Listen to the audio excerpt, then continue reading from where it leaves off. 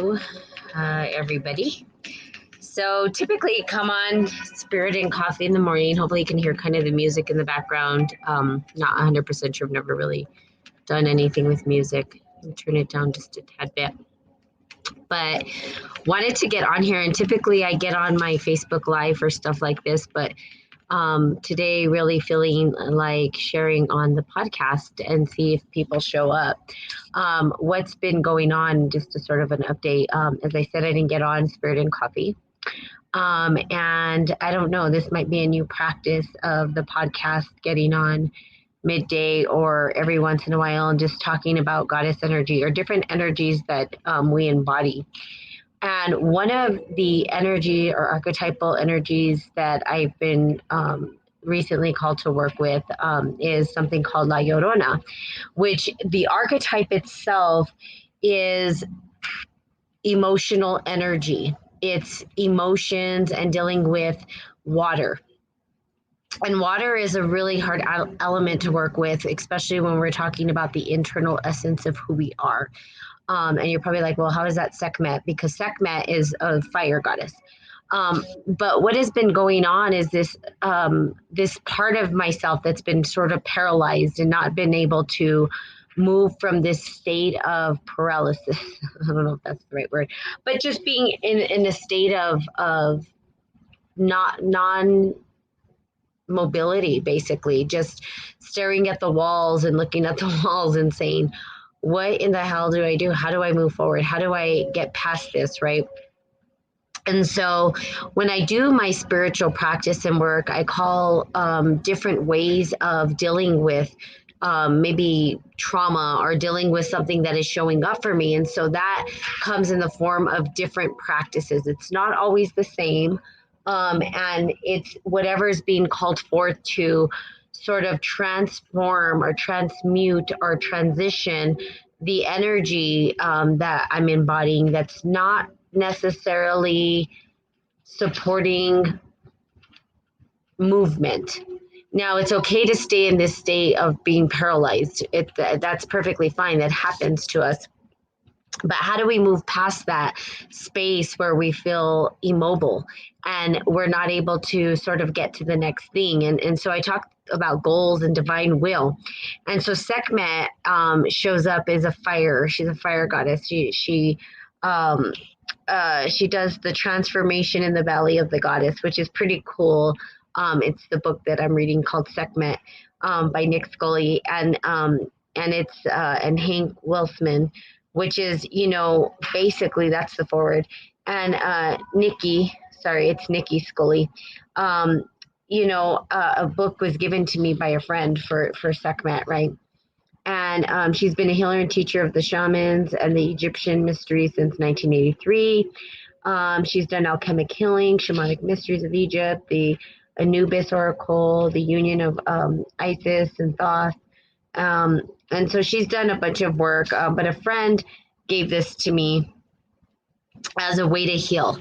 And I never read it all the way through. I typically don't read all of my stuff all the way through, and for various reasons, typically because if I do, sometimes the energy is too much and all at once. But what I want to do is talk about Sekhmet. If we're working with water energy, like emotions inside of us, then part of it is how do we heal those emotions? And then what energy do we use to sort of offset it so that we can start to be in the creative practice and focus? Emotions can feel chaotic and ungrounding at sometimes. And so how do we then reground ourselves into something that we can sort of utilize that can help us to move the energy forward? So Sekhmet being the energy, which is the fire energy. And so I wanted to read this passage from this book. And, I was going to do it on Facebook Live. And I said, I'll just do it on my podcast. In which case, typically people aren't ready or not available, I guess, to hear Spirit and Coffee at this time. And it's different, right? So there's really not an audience. I'm just speaking to myself right now, which is awesome. It's okay. Doesn't matter. It's all in the art of healing for myself. And hopefully those who are meant to come and listen to this and hear the word, they will hear it. But this is a beautiful sort of sacred voices, sacred mission. Lizzie McCullum is the writer of this passage in the book of Sekhmet, Transformation in the Belly of the Goddess. By Nikki Scully, and it's pretty cool. And so I highly recommend that if it's something you want to work with. So the fire energy is what I get to utilize now, which is I've never really worked with fire energy intentionally. It's just naturally moved through me. But now, as I've worked with water, which is not emotions are not something that I typically work with, and now that I am, I need something to offset it. So here we go. Sacred voices, sacred mission. I have a sacred mission here on planet Earth. For years, I lay sodden with wet tears in no man's land of lost hopes and dreams. I begged to leave, the desire to return home so strong I lay paralyzed with the grief of being trapped inside my body. Today, I am open. The dreams reclaimed be inside the heart of the remembered truth, the opening, the dawn, and the light of the divine truth. Ripped inside at the core, it was hard to remember the truth of who I am. For this I am thankful. For the humility, I am grateful. For as Sekhmet whispers, we can only know the truth through the delicate art of surrender. As we surrender, we know divine grace. As we dissolve old patterning and repatterning, our DNA spirals into the perfection that the divine coding of eternity creates. I lose the embodied trauma of ancestral grief as she laps at my open wounds. Sekhmet, the goddess of the deepest compassionate grace, feasts on the fear, the inadequacies, the broken promises, and the soiled, infested cells in the core of my bones. I have a sacred mission. I must leave behind all that does not belong to me, all that does not serve me, all that has hindered me and become all that I am. I am freedom. I am the dove. I am the sacred crest ibis, as he embodies me and teaches me grace through every cell, atom, and molecule of my being. Ripped apart at the seams, I am rebuilt in the flow of the divine. As the fire burns and transmutes the old, I serve grace. I have a sacred mission, a divine mission, and I will share this with the world. The fear shivers up my spine and releases through my crown. Sekhmet growls at the fear. The fear is the death of the truth. The fear is the dark moon where the light fails to shine. This moon is my gift. Kansu holds the divine in the form of timing, the timing of the ultimate alignment, the timing of the divine. All that I am will be all that I strive to be. There is only perfection in the light and in the shadow. I open deeper and wider. Sekhmet shows me the grace and the beauty as I journey through that shadow, drawing and inhaling the light deeper into my being. My mission is to serve Maya. My mission is to speak the truth into being. My mission is to share myself as grace flows through my thoughts, mind, and action. My mission is to call others to action. My mission is to awaken and connect those who slumber in their own truth so that they may be invited to play their role. My mission is to allow the divine to work through me, to enable me to transform the encapsulating pain of yesteryear, and to share this with others so that they may shine the truth, the one truth, the only truth, the pure and unremitting light of divine grace, and the ultimate perfection of unconditional love.